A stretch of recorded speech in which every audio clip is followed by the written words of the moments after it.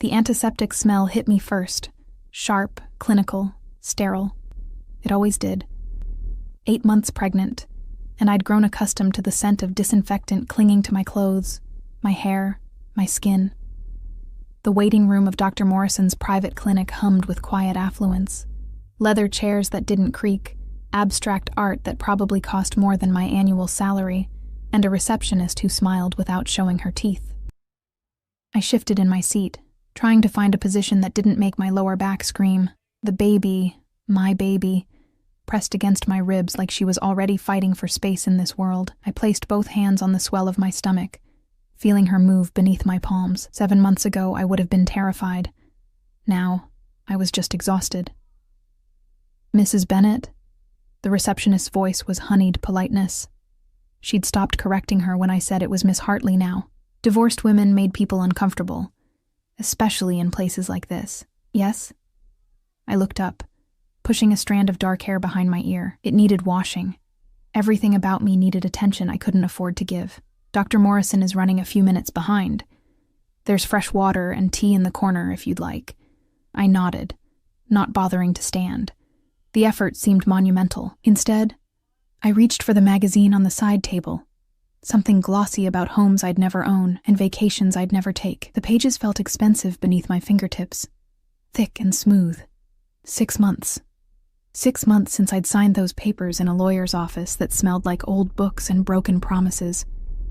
6 months since Marcus had looked at me across that mahogany table, with eyes that held nothing, not love, not hate, just absence, like I'd already been erased. The divorce had been quick, brutal in its efficiency. He'd wanted out, and I'd been too tired to fight, too tired to ask why, too tired to care that the man I'd married, the man I'd loved with the kind of desperate intensity that burns you from the inside out, had simply decided I wasn't enough. I'd found out about the pregnancy 2 weeks after the ink dried, 2 weeks after I'd moved into a studio apartment in a neighborhood where sirens sang me to sleep. 2 weeks after I'd started working double shifts at the diner on 5th Street, serving coffee to strangers who never looked at my face. Marcus didn't know, couldn't know.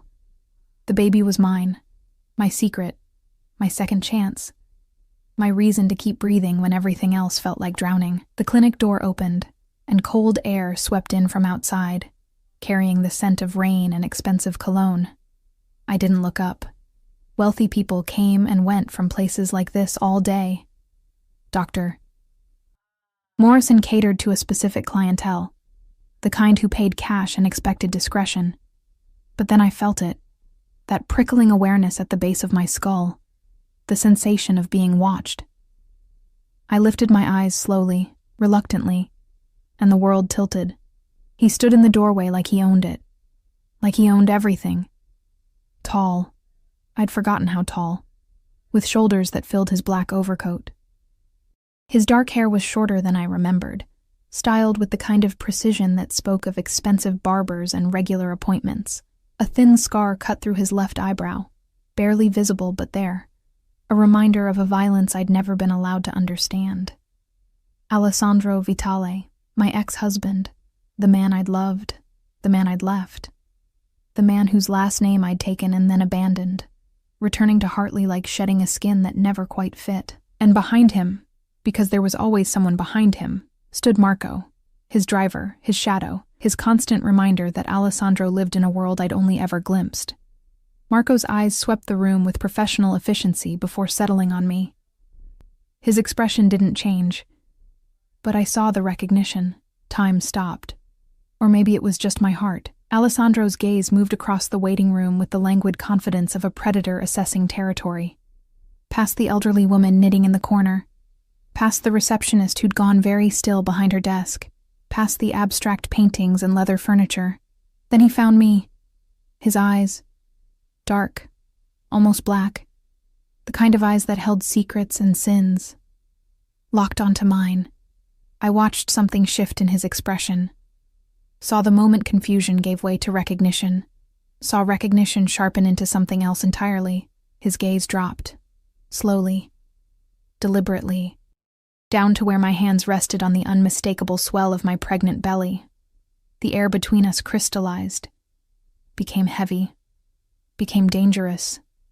I couldn't breathe, couldn't move, could only sit there, trapped beneath the weight of his stare, feeling my daughter kick against my palms like she sensed the sudden shift in the atmosphere, like she knew her carefully constructed world was about to shatter.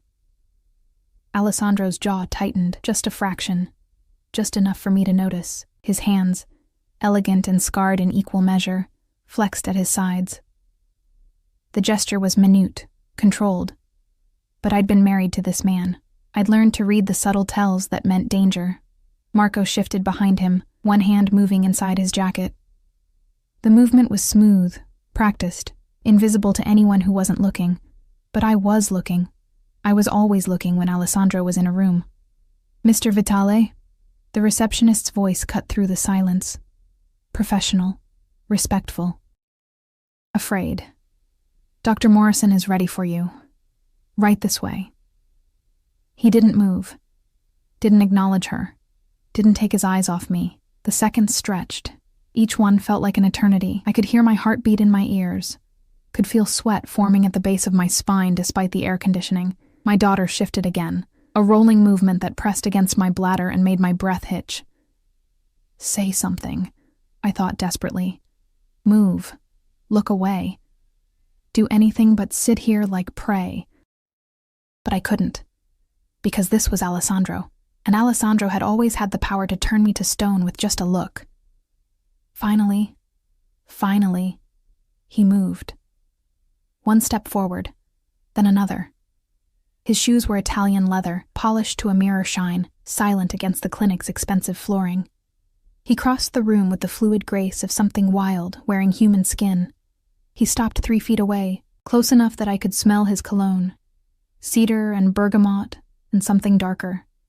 Something that whispered of smoke and shadows. Close enough that I had to tilt my head back to meet his eyes. Ella. My name in his voice. Deep.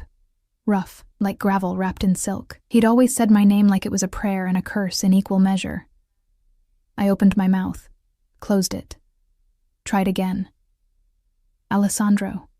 His eyes dropped to my stomach again. This time, they stayed there. I watched his throat work as he swallowed, watched his hands curl into fists, watched the muscle in his jaw jump. How far along? The question was quiet, too quiet. The kind of quiet that preceded storms. 8 months. The words came out barely above a whisper. Mathematics played across his face. I could see him counting backwards, calculating, understanding. Mine? The single word held universes. Hope, rage, possession. Things I didn't want to name. I should have protected my daughter from this world of shadows and violence that clung to Alessandro like a second skin. But I'd never been good at lying to him. I started, but he moved. Suddenly, impossibly, he was crouching before me, eye level, close enough that I could see the flecks of gold in his dark irises, close enough that his heat radiated against my skin. His hand reached out, slowly, giving me time to pull away, and settled on my stomach, palm flat, fingers spread, covering where our daughter pressed against my womb. The touch was electric, gentle, reverent, completely at odds with the dangerous tension radiating from every line of his body. "Mine," he repeated. Not a question this time, a claim, a declaration, a promise. And beneath his palm, my daughter kicked. Alessandro's eyes flew to mine, wide, shocked. Something vulnerable flickering across his features before he could lock it down.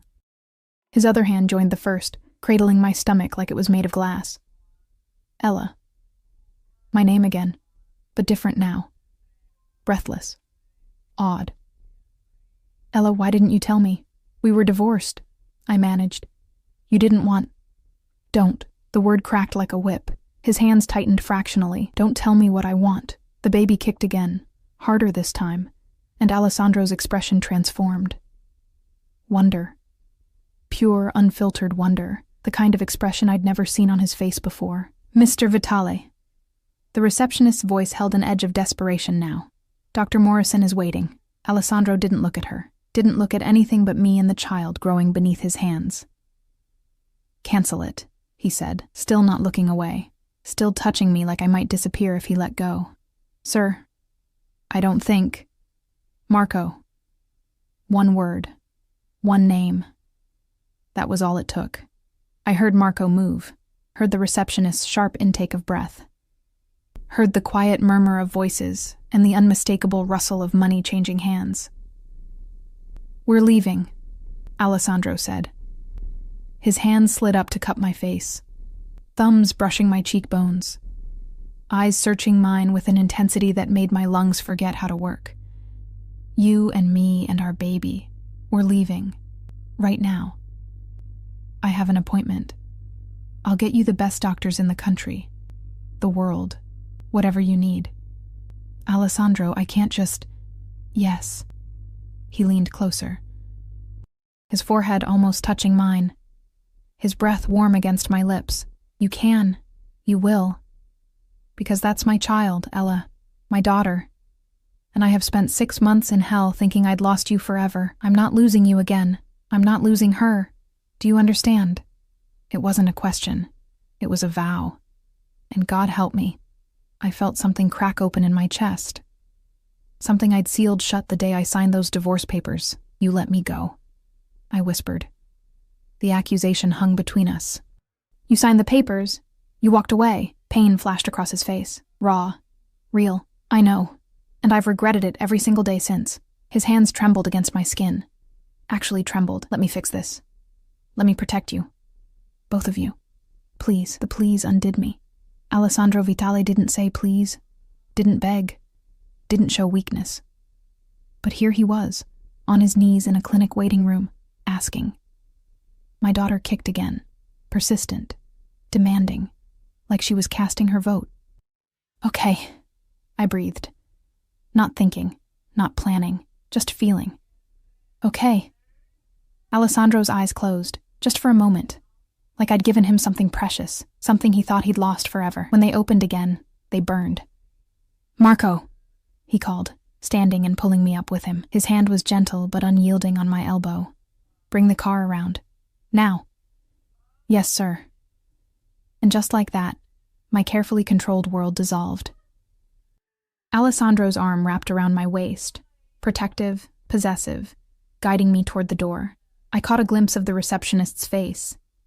Pale, shocked, already reaching for her phone. The cold air hit us like a slap. Rain misted down, turning the city streets into watercolor paintings. A black Mercedes with tinted windows idled at the curb. Marco held the door open, his expression unreadable. Alessandro helped me inside like I was made of porcelain. His hands were everywhere, my back, my arm, my stomach, like he couldn't stop touching me, couldn't confirm I was real. He slid in beside me, and Marco closed the door, sealing us in leather and shadows. The car pulled away from the curb, and I watched the clinic disappear in the side mirror, watched my old life fade into rain and distance. Alessandro's hand found mine, laced our fingers together, brought my knuckles to his lips. You're mine again, he murmured against my skin. You were always mine, and now... His free hand settled on my stomach again, possessive, protective. Now, you're never leaving. It should have terrified me, should have sent me running, but all I felt was the heat of his touch and the weight of his promise, and the undeniable truth that some prisons were made of devotion instead of bars. The Mercedes moved through the city like a shadow, silent and smooth. Rain streaked the tinted windows, turning the world outside into an impressionist painting. Blurred lights, gray buildings, people reduced to shapes hurrying beneath umbrellas. Inside, the leather seats were warm, the air perfumed with that mixture of expensive car and Alessandro's cologne that made my head spin. His hand hadn't left my stomach. Not once. His palm rested there with a possessiveness that should have frightened me, but instead felt like an anchor. Like the only solid thing in a world that had just tilted sideways. Where are we going? My voice sounded strange in the quiet cabin. Small, uncertain, home. His thumb traced circles over the fabric of my dress. Slow, deliberate. each rotation sending sparks up my spine. I have a home. His jaw tightened. I watched the muscle jump beneath the stubble that shadowed his face. Not anymore. You can't just... Ella. He turned to face me fully, and the intensity in his eyes stole whatever protest I'd been forming. You're 8 months pregnant with my child. You've been living God knows where, doing God knows what, without me.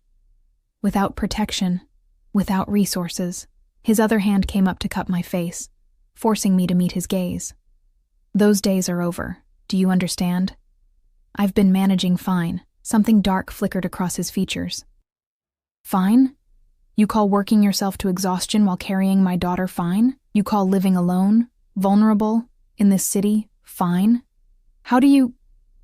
I stopped, stared at him. How do you know where I've been living, what I've been doing? He had the grace to look away, just for a moment. When his eyes returned to mine, they held no apology. I've always known where you were, Ella, every single day since you left. The words hit me like ice water. You've been watching me? Protecting you. His correction was immediate, sharp. There's a difference. That's not... I pushed at his chest, trying to create space, but his arm around my waist tightened. Not painfully, just enough to keep me close. That's not okay, Alessandro. You can't just spy on people. I can when they're mine. No hesitation, no doubt. Just absolute certainty that made my breath catch. I'm not yours. Not anymore. We're divorced, remember? His laugh was bitter, dark. A piece of paper doesn't change what you are to me. What you've always been. His forehead dropped to touch mine. You think I could just let you go? Just stop caring whether you were safe? Whether you were eating? Whether you were... His hand on my stomach pressed more firmly. Whether you were carrying this? You signed the papers, I whispered. The accusation tasted like ash. You let me walk away. I thought I was doing the right thing. His voice cracked. Actually cracked. Alessandro Vitale, who I'd never seen show weakness, who moved through the world like violence wrapped in expensive suits, sounded broken. I thought I was protecting you. From me. From my world. From everything I touch that turns to poison. Then why? Because I was wrong. He pulled back just enough to look at me. Really look at me. Because 6 months without you has been hell. Because I wake up reaching for you and find nothing. Because I see your face in every crowd and it's never you. Because... He stopped, swallowed hard. Because I love you. I've always loved you. And finding out you're carrying my child, that you've been going through this alone. His hands trembled again. I can't. I won't. Not anymore. The car turned, and I felt the change in road texture, smoother, quieter. We were heading into the part of the city where money whispered instead of shouted, where buildings had doormen and security cameras hidden in tasteful architectural details. Alessandro, this is insane. You can't just kidnap me. I'm not kidnapping you. His thumb brushed my cheekbone. I'm bringing you home. There's a difference. Against my will. Is it? He leaned closer. His lips brushed my temple, feather-light, devastating. Against your will, Ella, because your pulse is racing, your pupils are dilated, and you haven't actually tried to leave. He was right. Damn him, he was right. I should have been fighting, screaming, demanding Marco stop the car. Instead, I sat there, my traitorous body responding to every touch, every word, every heated look. I hate you, I tried, but the words came out weak, unconvincing. Liar. He smiled. Actually smiled, and it transformed his face from dangerous to devastating. You've never been good at lying to me. The car slowed, then stopped. Through the rain-streaked windows, I saw it. The building I'd tried so hard to forget. 30 stories of glass and steel and luxury. The penthouse where I'd lived as his wife. Where I'd learned to love a man who lived in shadows. Marco opened the door, umbrella already deployed. Alessandro slid out first, then turned to help me. His hands were gentle on my arms as he guided me from the car. one palm immediately returning to the small of my back, as if he couldn't bear not touching me. The doorman, Thomas, I remembered his name was Thomas, looked up. His eyes widened. Mrs. Vitale. Miss Hartley, I corrected automatically. Alessandro's hand on my back turned to steel. Mrs. Vitale, he said, each word precise, dangerous. My wife, ex-wife, I muttered, but he was already guiding me toward the elevator. Marco followed 3 steps behind, water dripping from his dark suit, eyes scanning the lobby with professional paranoia. The elevator was empty, private. It went only to the penthouse. Alessandro had bought the entire top floor years ago, turning it into a fortress of luxury and security. The doors closed, and suddenly the space felt too small, too intimate, too filled with his presence and his heat, and his hands that wouldn't stop touching me. You can't keep me here, I said, watching the numbers climb. 25, 26, 27. I'm not keeping you anywhere. His breath was warm against my ear. You're free to leave whenever you want, but you won't. How do you know? Because it's raining, because you're exhausted, because you're 8 months pregnant and your feet are swollen and your back hurts and you need to rest.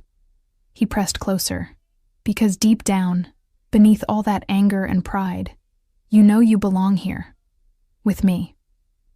The elevator chimed. 29. 30. The doors opened onto the private foyer I'd walked through 1,000 times as his wife. Marble floors, original artwork, a security system that cost more than most people made in a year. Alessandro guided me inside, and the door closed behind us with a soft click that sounded like finality.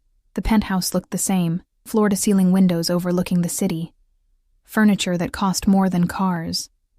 Everything in shades of gray and black and white, stark and beautiful and cold. But then I noticed the differences. Flowers. Everywhere.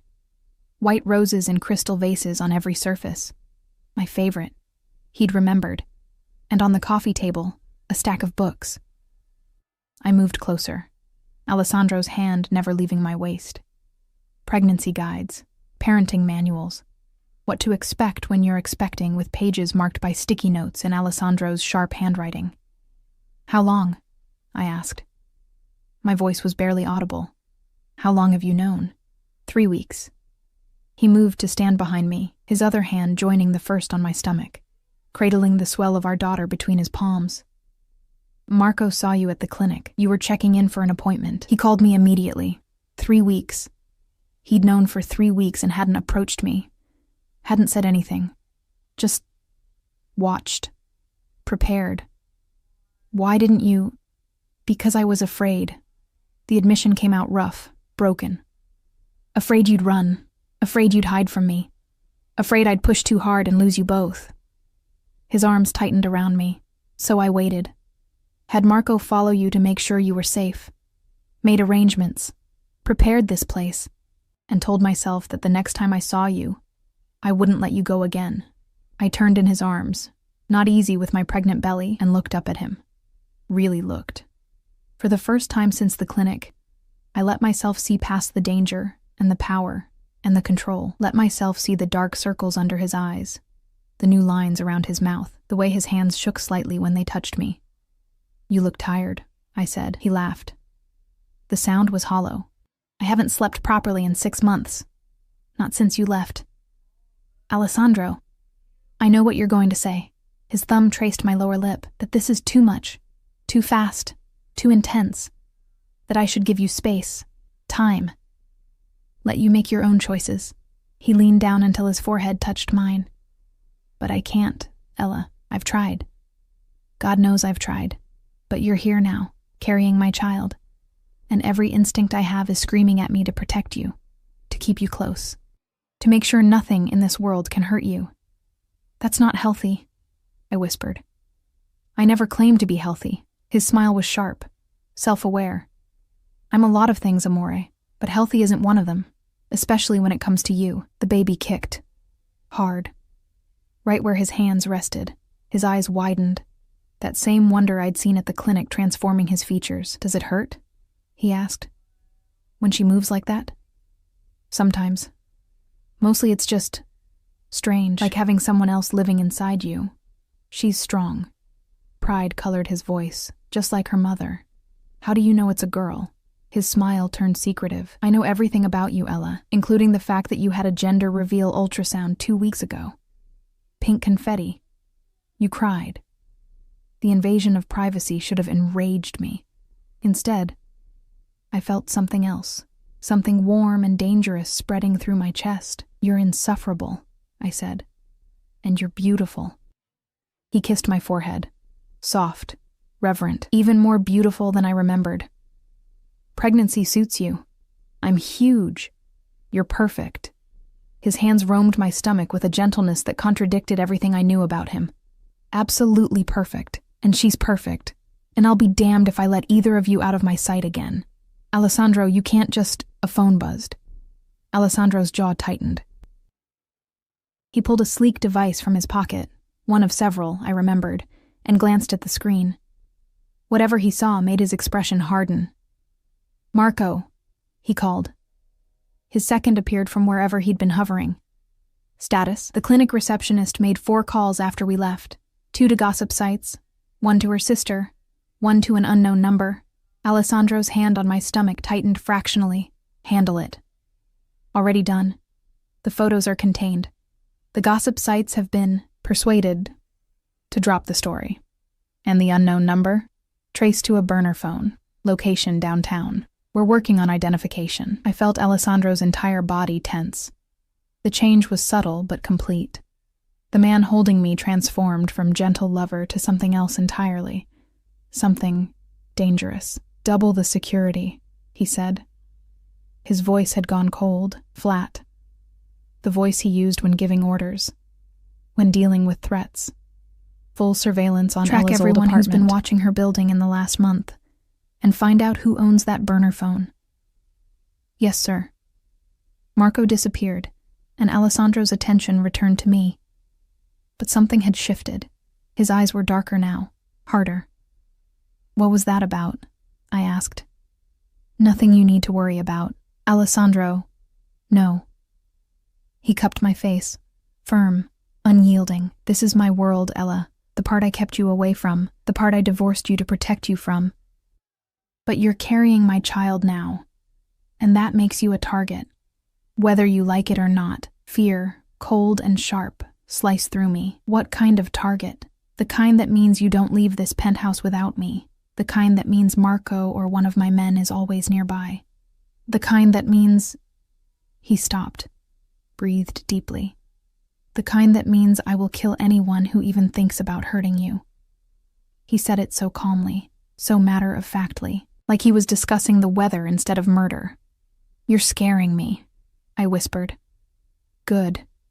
He pulled me closer, protective, possessive. You should be scared. This world I live in, it's not safe. It's not clean. And now that people know about you, about the baby... His arms tightened around me like a cage made of muscle and bone and desperate need. Now you're mine to protect, mine to guard, mine to keep safe no matter what it costs. This is insane. Welcome to my life, Mrs. Vitale. He kissed my temple, then my cheek, then the corner of my mouth. Each touch was a brand, a claim. You signed up for this once before. Time to remember what that means. The first night back in Alessandro's penthouse, I didn't sleep. How could I? The bed was too soft, too familiar, too filled with memories of nights when his body curved around mine like a shield. The sheets smelled like him, that intoxicating mixture of cedar and bergamot that had haunted me for 6 months. And every time I closed my eyes, I felt his hands on my stomach, heard his voice promising to protect me, saw that dangerous intensity in his dark eyes. Around 3 a.m, I gave up. My daughter was awake anyway, performing acrobatics against my ribs, like she was training for some kind of in utero Olympics.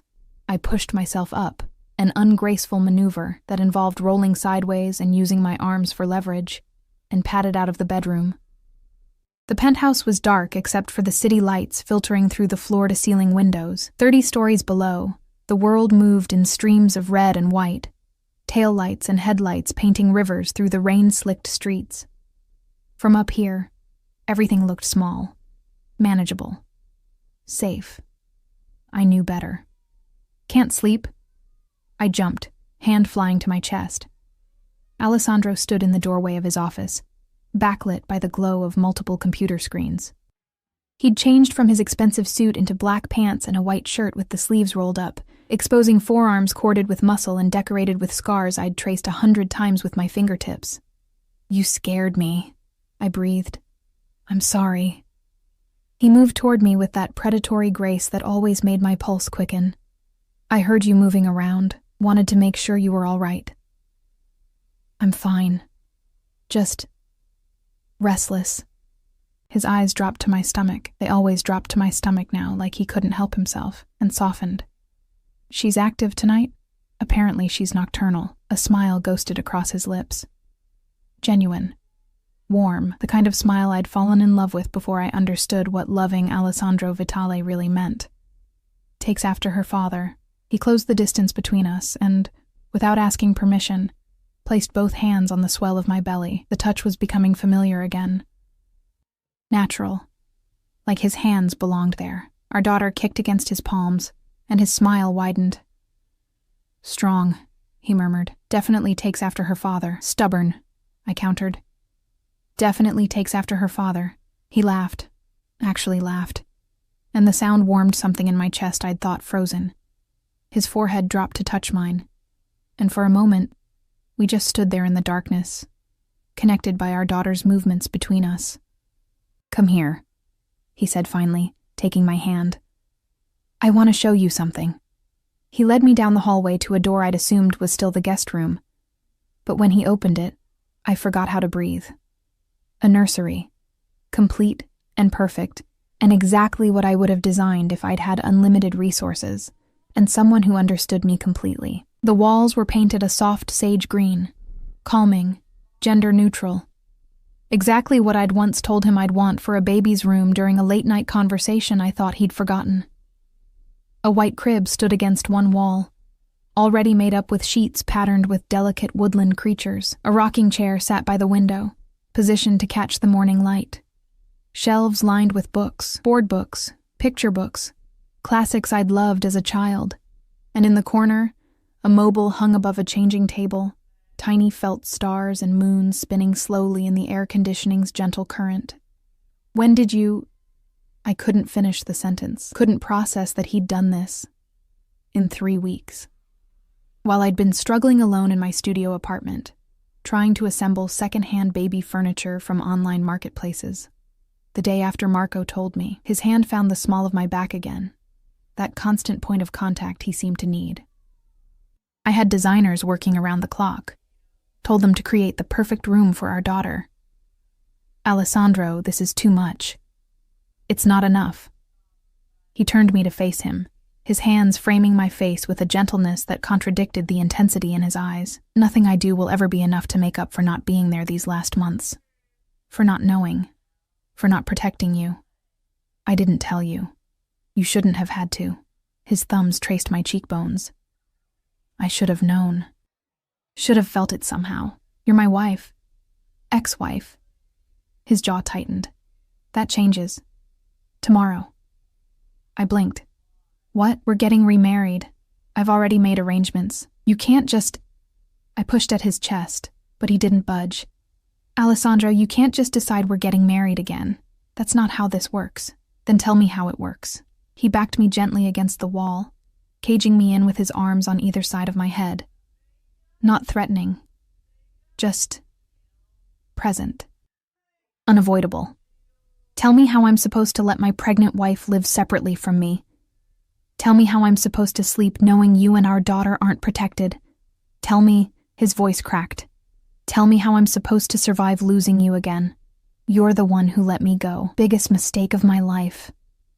He leaned closer, his breath warm against my lips. "One I'm not repeating. You're mine, Ella. You've always been mine. And that baby you're carrying, she's mine too.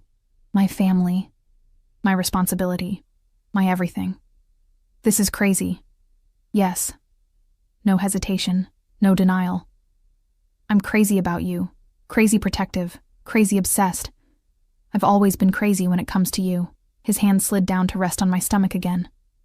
"But now there's her to think about, and I promise you, Amore, I will burn this entire city down before I let anything happen to either of you." The scariest part was that I believed him.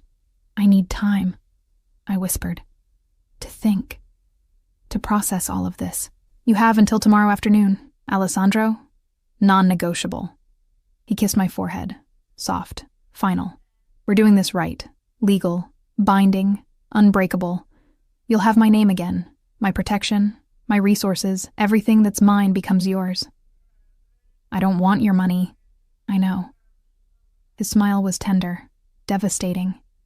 "That's one of the reasons I love you.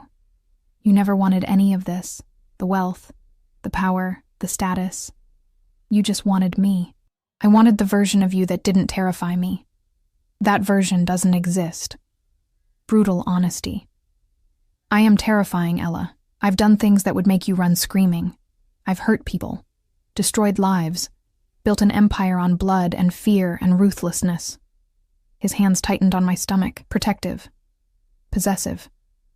"But I have never, not once, hurt you, and I never will.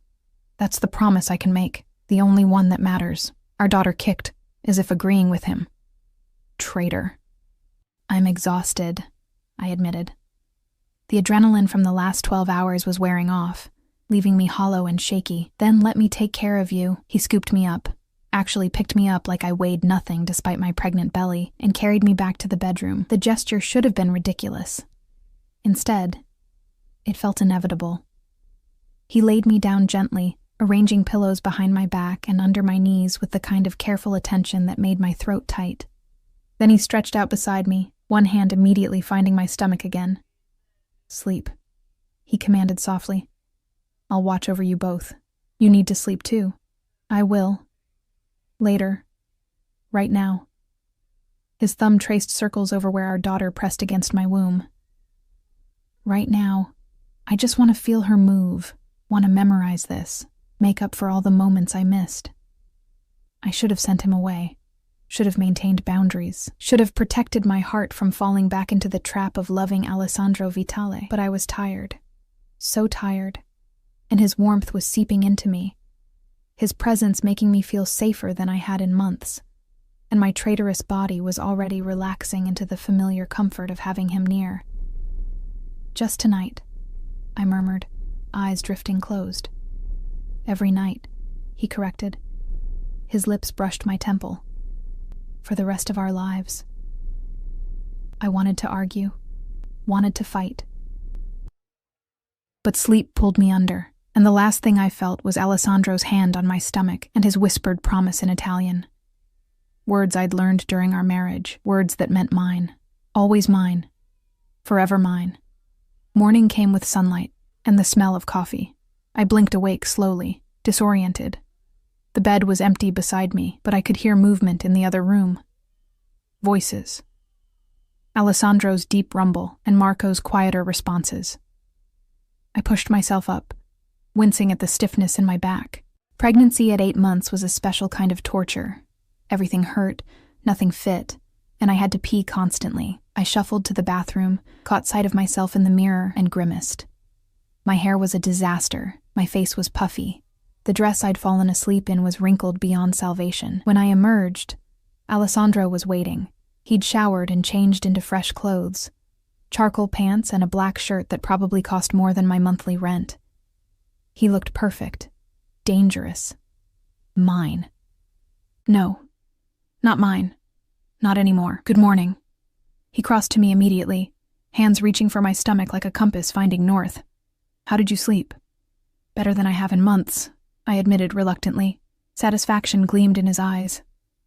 Good, I've had breakfast prepared. Come. He guided me to the dining room, where the table was laden with enough food to feed an army. Fresh fruit, pastries, eggs prepared 3 different ways, toast, juice, coffee, decaf, I noted. He'd remembered. This is too much, I said. You need to eat. For her. His hand hadn't left my lower back, that constant proprietary touch that was becoming normal again. Sit, I'll fix you a plate. I can fix my own plate. I know you can. He pulled out a chair, waiting. Humor me. There was something in his voice, something vulnerable beneath the command. So I sat and watched as he filled a plate with careful attention to nutrition and variety, remembering what I liked, what made me nauseous, what I craved. He set it before me and took the seat beside mine, close enough that our thighs touched, close enough that I could feel his heat. His attention never wavered from me as I ate, dark eyes tracking every bite like he was memorizing it. "Stop staring," I said around a mouthful of scrambled eggs. "Can't help it." His hand found my knee under the table. "Squeeze gently. I've missed watching you do ordinary things. Eating, reading, existing. That's creepy. I know. No shame, no apology. I've been told I'm obsessive when it comes to you. Apparently divorce doesn't cure that. Apparently not." Marco appeared in the doorway, expression neutral, but tension evident in the set of his shoulders. "Sir, we have a situation." Alessandro's entire demeanor changed. The gentle lover vanished, replaced by something cold and lethal. "What kind of situation?" Someone's been asking questions about Mrs. Vitale, about the pregnancy. I felt Alessandro's hand on my knee turn to stone. "Who?" "We're still investigating, but they've been persistent, professional. They know things they shouldn't." "Like what?" Marco's eyes flicked to me, then back to Alessandro. "Like where she's been living, where she works, her doctor's appointments." Ice flooded my veins. "Someone's been following me?" "Following, photographing, documenting." And Marco's voice was carefully neutral. "For at least 2 months. 2 months, before Alessandro even knew about the pregnancy. Someone else had been watching me, tracking me, building a file on my life." Alessandro stood so abruptly his chair scraped against the floor. "I want names. I want locations. I want every piece of information we have on whoever is doing this." His voice was deadly calm, the kind of calm that preceded violence. "And I want it within the hour. Already working on it." Marco nodded once and disappeared. I stared at my half-eaten breakfast, suddenly nauseous. "Alessandro, what's happening?" He was beside me in an instant, crouching so we were eye level. His hands framed my face, forcing me to look at him. "Nothing you need to worry about. I'm handling it. Someone's been stalking me for 2 months and you want me not to worry? They won't get near you again. Stone-cold certainty. I promise you that. Whoever they are, whatever they want, they're done. Finished. I'll make sure of it." "How?" His smile was sharp, dangerous. Nothing warm or gentle about it. "You don't want to know the answer to that question, amore." He was right. I didn't. But as I sat there in his penthouse, surrounded by luxury and protection, and the suffocating weight of his obsession, I realized something terrifying. I was trapped. Not by bars or chains or locked doors. Trapped by my own heart, by the daughter growing inside me who kicked whenever he spoke. By the part of me that felt safer in his dangerous arms than I ever had alone. Alessandro Vitale had let me go once. I'd thought I'd escaped, but looking at him now, at the possessive intensity in his eyes, the protective fury radiating from every line of his body, the absolute certainty that I belonged to him, I understood the truth. He'd never really let me go at all. He'd just been waiting for the right moment to pull me back into his orbit, and now, carrying his daughter, I was caught. Completely, irrevocably. The golden cage door had closed, and God help me, part of me was relieved. 3 days passed in Alessandro's penthouse like being suspended in amber, beautiful, suffocating, unreal. He worked from home, converting his office into a command center where Marco and various other men in expensive suits came and went with alarming frequency. I heard fragments of conversations through closed doors, words like surveillance, threat assessment, and containment, that made my stomach clench with anxiety I tried to ignore. But when Alessandro was with me, all of that disappeared. He became someone else entirely, someone attentive and gentle, and so intensely focused on my well-being that it felt like standing in the sun. He'd arranged for Dr. Morrison to make house calls. Apparently enough money could convince anyone to abandon professional boundaries. She'd examined me in the nursery Alessandro had created, her practiced hands checking my blood pressure. measuring my belly, listening to our daughter's strong heartbeat, while Alessandro watched from the doorway with an expression that looked like prayer. "Everything looks perfect," Dr. Morrison had said, packing up her equipment. "The baby is healthy. Good position. You're doing wonderfully, Ella." Alessandro had paid her in cash. An obscene amount that she'd accepted without blinking, probably understanding that discretion was part of the transaction. Now, on the fourth morning, I stood in the nursery alone, running my fingers over the crib's smooth wooden rails. Outside, rain fell in sheets, turning the city into a watercolor blur. Inside, everything was warm and safe and expensive. Too expensive. Too perfect. Too much like a dream I'd wake from. "She'll sleep here." Alessandro's voice came from behind me. I hadn't heard him approach. He moved like smoke when he wanted to. "Right next to our room, close enough that we'll hear her the moment she needs us." "You mean close enough that you can watch over her obsessively," I corrected, not turning around. His arm slid around my waist from behind, hand settling on my stomach with that possessive reverence that had become constant. "Yes," he agreed without shame. "That too." I leaned back against his chest despite myself. He was warm, solid, real, and my body remembered being held by him, remembered the safety of his embrace even when my mind screamed warnings. "Alessandro, we need to talk." About all of this." I gestured vaguely at the nursery, the penthouse, the life he was building around me without my permission. "About what happens next. About the wedding tomorrow." His lips brushed my temple. "I know. Everything is arranged." I turned in his arms, which was becoming increasingly difficult with my pregnant belly. "I didn't agree to that." "You will." Such absolute certainty, like my agreement was inevitable, predestined. "Because you're practical, Ella. You always have been. And you know that being my wife again protects you. Protects her." His hand pressed against where our daughter rolled beneath my skin. "Gives her my name, my legitimacy, my world. Your dangerous world. Every world is dangerous." He cupped my face, tilting it up so I had no choice but to meet those dark, intense eyes. "But mine comes with resources to fight back, with power to protect what's mine, with me between you and anything that would hurt you. What about the person who's been following me? Have you found them yet?" Something flickered across his face. Fury, cold and lethal. "We're close. That's not an answer. It's the only answer you're getting." His thumb traced my lower lip. "Trust me to handle this, amore. Trust me to keep you safe. I trusted you before. You divorced me." Pain lanced through his expression, raw, real. "And I've regretted it every day since. Every hour. Every minute." He pressed his forehead to mine. "I thought I was protecting you by letting you go. Thought my world was too dark, too violent, too corrupted for someone like you. Someone pure and good and innocent. I'm not innocent. You are compared to me." His hand slid into my hair, cradling my head. "You have no idea what I've done, Ella. What I'm capable of. The things I've ordered. The blood on my hands." "Then tell me." "No. Immediate. Final. That's one thing I'll never do.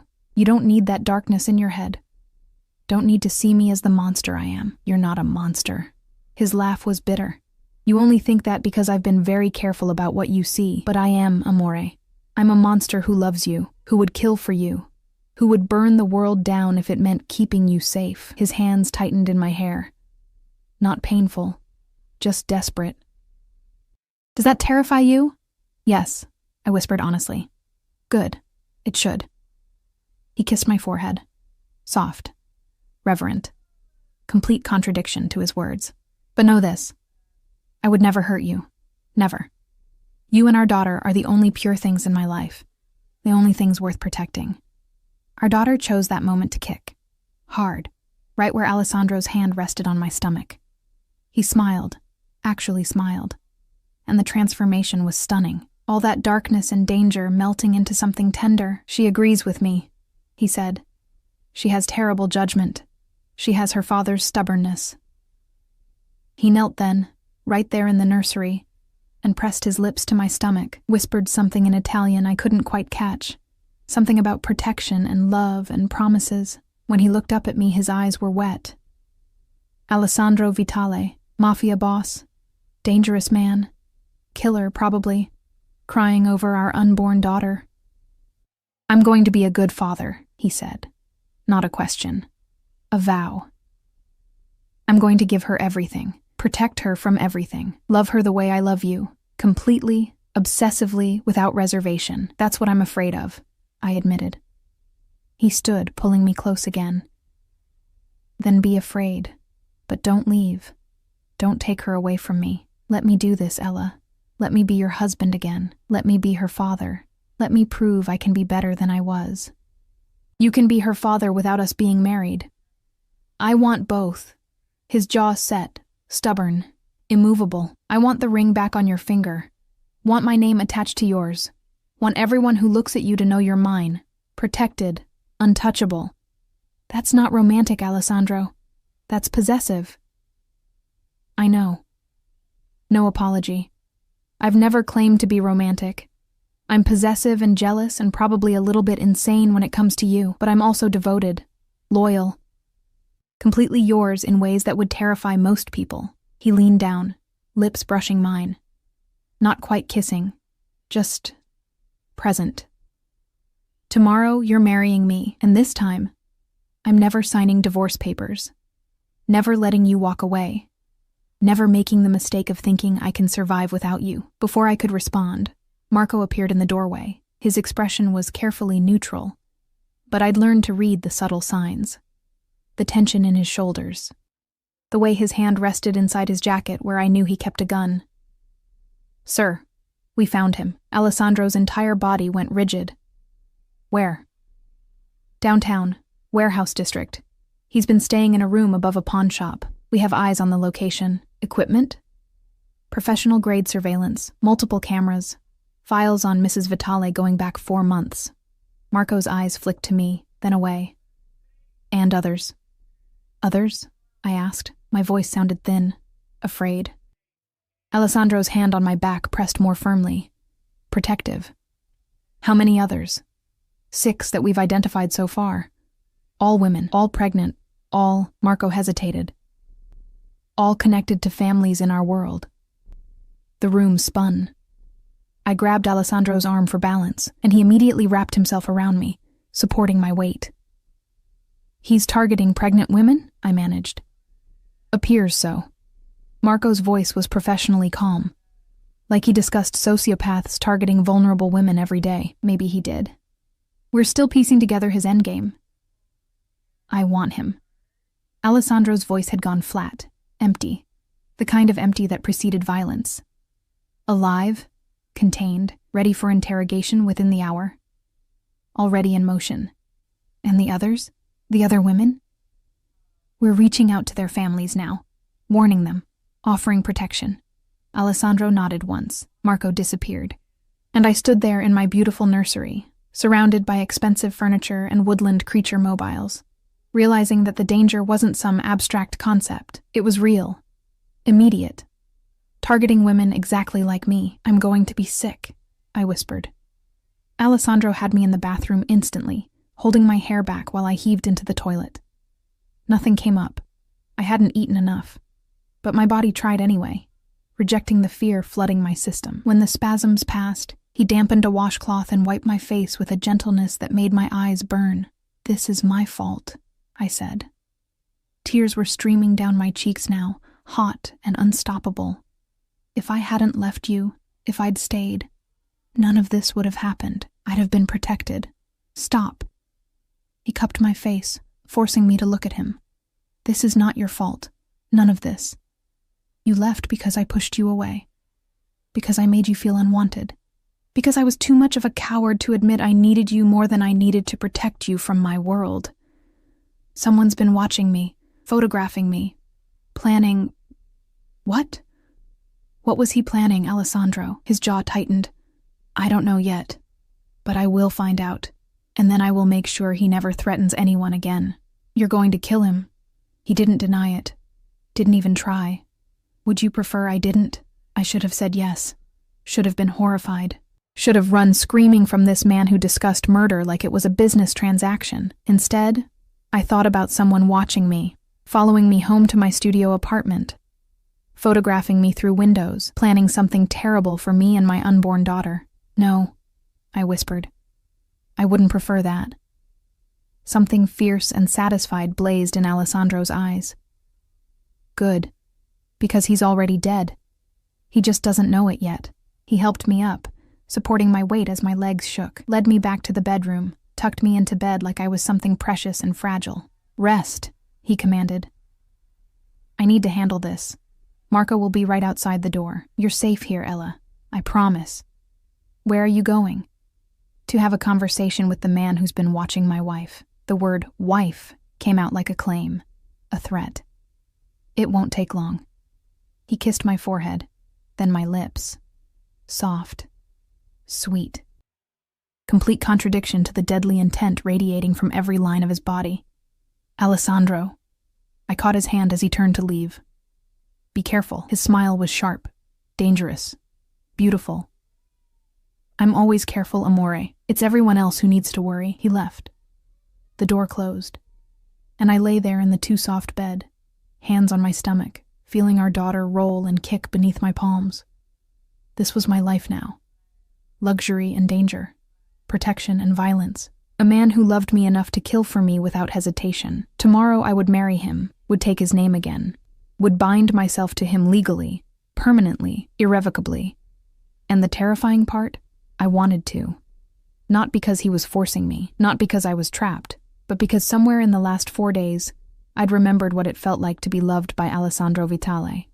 Completely, obsessively, with an intensity that bordered on madness. I'd remembered what it felt like to be chosen, protected, cherished. I'd remembered that I loved him too, had never stopped loving him, even when I signed those divorce papers. Even when I convinced myself I was better off alone. My daughter kicked again, and I smiled through my tears. Your father is insane, I whispered to her. Possessive and jealous and probably dangerous, but he loves us. And maybe that's enough. Hours passed. The rain stopped. The city lights came on, turning the world outside into a constellation of artificial stars. Alessandro returned as darkness fell. I heard him before I saw him, heard the water running in the bathroom, the rustle of clothes being changed. When he finally came to bed, he smelled like soap and his expensive cologne, but underneath, something else. Something metallic and wrong, blood. He smelled like blood. He slid in beside me carefully, like he was afraid of waking me.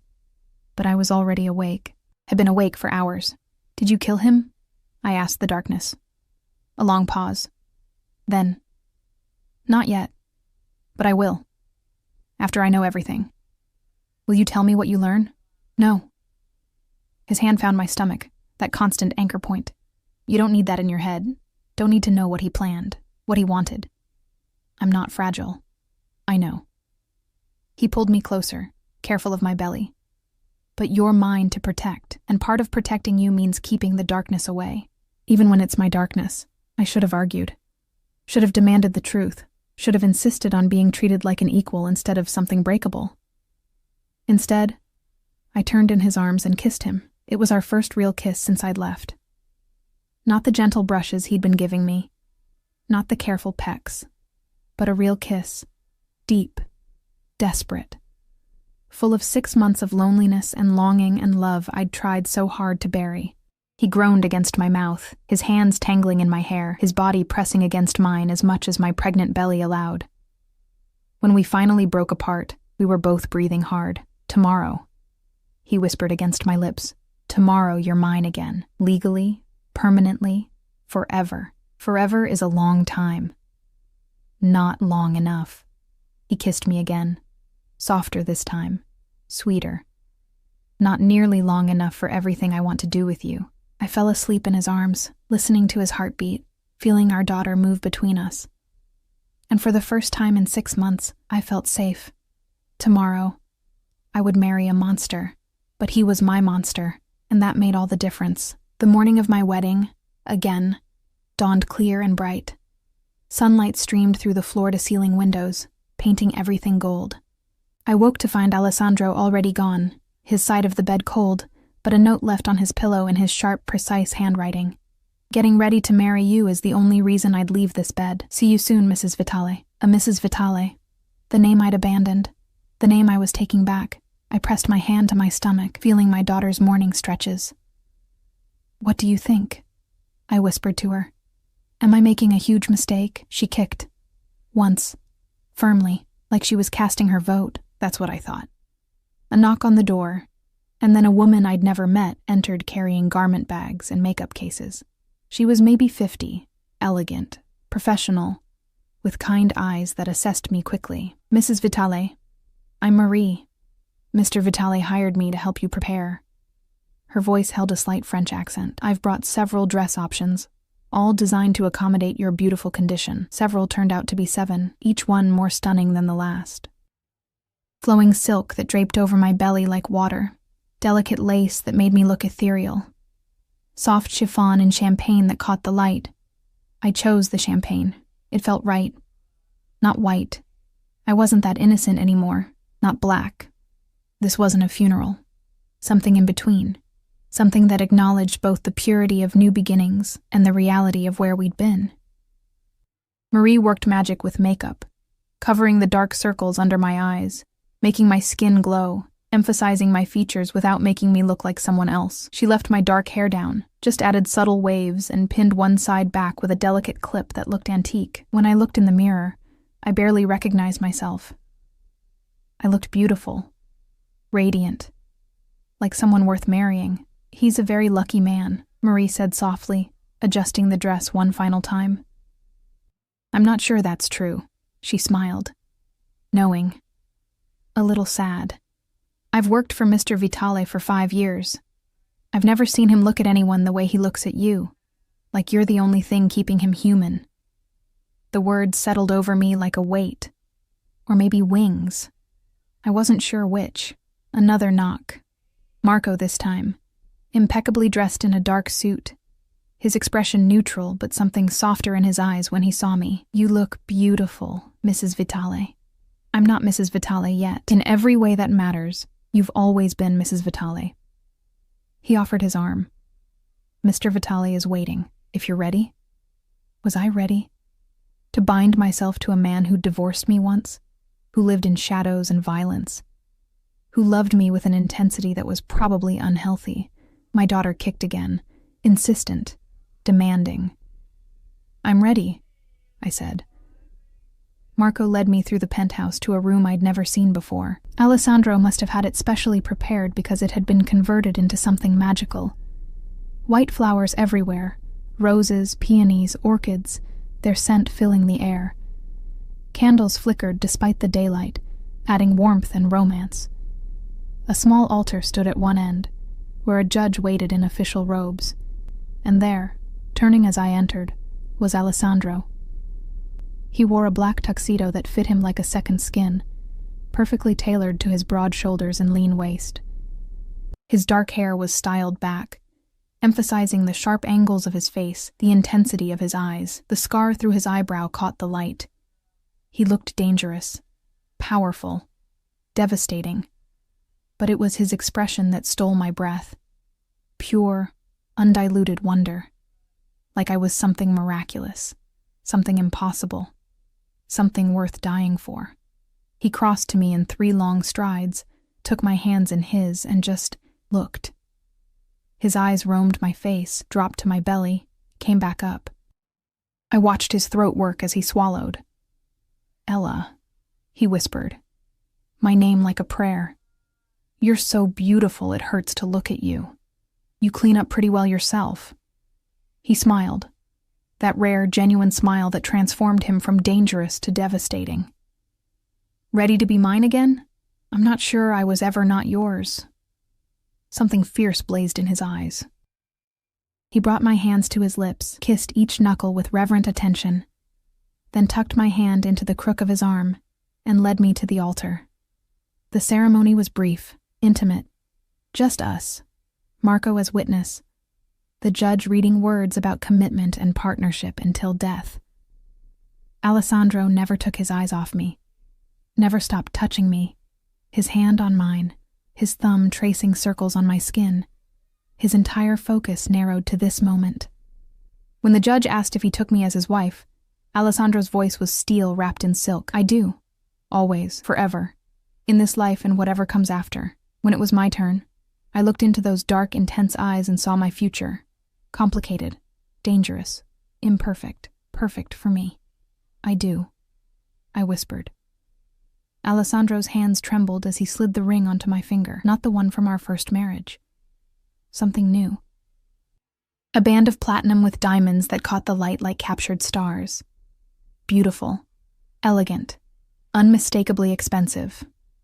With this ring, he said, voice rough with emotion, I promise to protect you, to cherish you, to love you with everything I am, even the dark parts. Especially the dark parts.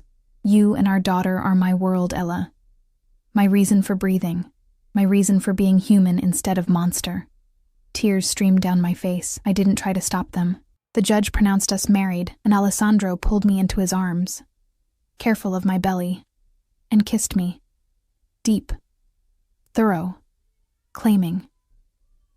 The kind of kiss that spoke of possession and devotion, and promises sealed with tongue and teeth and desperate need. When we finally broke apart, I was breathless, dizzy, completely his.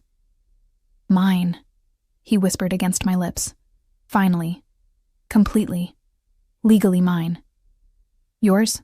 I agreed, because it was true. Had always been true. Would always be true. Marco cleared his throat. Congratulations, sir. Mrs. Vitale. He handed Alessandro an envelope. This just came from our team downtown. Alessandro's expression hardened fractionally. He opened the envelope, scanned the contents, and something cold settled over his features. The gentle lover vanished. The dangerous man returned. What is it? I asked. He looked at me, then at my stomach, then back at the papers in his hand. Whatever internal battle he fought lasted only seconds. The man who was following you, he said carefully. We know who hired him. Ice flooded my veins. Who? Marcus. The name came out flat. Dead. Your ex-husband hired someone to surveil you. The world tilted. I grabbed Alessandro's arm for balance and he immediately wrapped himself around me, supporting my weight. Marcus? But why would he? The baby. Alessandro's voice was deadly calm. He thought she might be his, wanted proof before making a custody claim. Rage. Pure incandescent rage flooded through me. She's not his. She was never his. We'd been divorced for 2 months before I stopped. Looked up at Alessandro. Wait. How does he know about the pregnancy at all? The clinic receptionist. She sold information to a gossip site. They reached out to Marcus for comment since you were technically still married when you would have conceived. Alessandro's jaw tightened. He put 2 and 2 together, hired surveillance to confirm, was building a custody case. Over my dead body. That won't be necessary. Alessandro's smile was sharp. Lethal. I've already handled it. Handled it how? Marcus Hartley is currently boarding a flight to Singapore, with a very lucrative job offer that requires immediate relocation. For at least 5 years. His hand pressed against my stomach, protective, possessive. He signed documents relinquishing any potential claim to children from your previous marriage. Legally, permanently, irrevocably. I stared at him. You bought him off. I convinced him that his best interests lay elsewhere. Alessandro cupped my face. He was never going to have her, Ella. Never. I would have burned the world down before letting another man claim my daughter. She's not even born yet, and you're already being possessive. I'm going to be possessive over her for the rest of my life. No apology. Just fact. She's mine. You're mine. And I protect what's mine. Our daughter kicked, as if reminding us she had opinions too. Alessandro laughed, actually laughed, and dropped to his knees right there, pressing his face against my belly. Your mother thinks I'm crazy, he told her. But you understand, don't you, Piccola? That I would do anything, to keep you both safe. She kicked again. Harder. Like she was answering him. She agrees with me, Alessandro said. looking up with that rare, genuine smile that made my heart stutter. Smart girl. Takes after her father. Terrifying thought, I murmured. He stood, pulling me close again. I have something for you. He reached into his jacket and pulled out a small box. Not the ring box. That was already on my finger. Something else. Inside was a key, ornate, old-fashioned, beautiful. What's this? To a house. He watched my face carefully. About an hour outside the city. Gated property, security, privacy, a garden, rooms for her to grow up in. Space for you to breathe without feeling trapped in a penthouse. Tears burned my eyes again. Alessandro, I know you felt caged here before. Know you need space, freedom, room to be yourself instead of just my wife. His thumb caught a tear as it fell. So, I bought you space. A place that's yours, where you can raise our daughter, where you can be happy. You bought me a house. I bought us a home. He kissed my forehead, because I'm done making the mistakes I made before. Done pushing you away to protect you. Done thinking I know what's best without asking what you need. His forehead dropped to touch mine. I love you, Ella, and I'm going to spend the rest of my life proving it. Every single day, even when you're sick of me. Even when I'm overprotective, even when my world gets dark and dangerous, and you wish you'd married someone normal. I don't want normal, I whispered. I want you. The kiss he gave me then was different from all the others. Softer. Sweeter. Full of promise instead of possession. Full of partnership instead of control. When we broke apart, he rested his hand on my stomach one more time. Thank you. He said quietly, for giving me this, for giving me her, for giving me another chance to get this right. Don't make me regret it. I won't. Steel wrapped in silk, a vow, a promise. I swear on everything I am, everything I have, I won't. 2 weeks later, I stood in the garden of our new home, feeling the sun on my face and my daughter's movements beneath my palms. The house was beautiful, modern but warm, spacious but intimate, exactly what I would have chosen if I'd had unlimited resources and someone who understood me completely. Alessandro had been true to his word. He worked from a home office, refusing to leave me for more than a few hours at a time. He attended every doctor's appointment, read every pregnancy book, prepared the nursery with meticulous attention to detail. He was there when I couldn't sleep, when my back ached, when I craved strange foods at midnight. He was there. Constantly. Completely. Sometimes overwhelmingly, but he was also gentle, patient. Understanding when I needed space. Backing off when I asked. Learning to love without consuming. Marco had found us in the garden one afternoon, his expression carefully neutral as always. The surveillance equipment has been destroyed, he reported. All files deleted. The man responsible has been dealt with. He paused. Permanently. Alessandro had simply nodded, no elaboration, no details. Just acceptance that some problems were solved with violence. I should have been horrified, should have questioned what permanently meant. Instead, I felt relief, and maybe that made me a monster too. Now, as I stood in the garden feeling the first real contractions ripple through me, I called for Alessandro, not panicked, just certain. It's time, I said when he appeared, instantly alert. His eyes went wide, then focused, then determined. Within minutes, we were in the car. Marco driving, Alessandro beside me in the back, holding my hand, timing contractions, murmuring reassurances in Italian and English. The hospital was a private facility, top tier, where Alessandro had apparently made arrangements weeks ago. They were expecting us, had a suite prepared, had the best obstetrician in the state on call. Labor was long, painful, exhausting. But Alessandro never left my side. Not when I cursed him. Not when I cried. Not when I screamed that I hated him, and this was all his fault. He just held my hand and told me I was strong, told me I could do this, told me our daughter was almost here.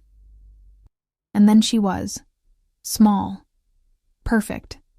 screaming her fury at the world with impressive volume for someone who weighed barely 7 pounds. The nurse placed her on my chest, and I looked down at her tiny face, Alessandro's eyes, my nose, a shock of dark hair, and felt my heart crack open completely. "She's perfect," I whispered. "She's ours." Alessandro's voice was thick with emotion. His hand settled on our daughter's head, careful and reverent. Completely, absolutely ours.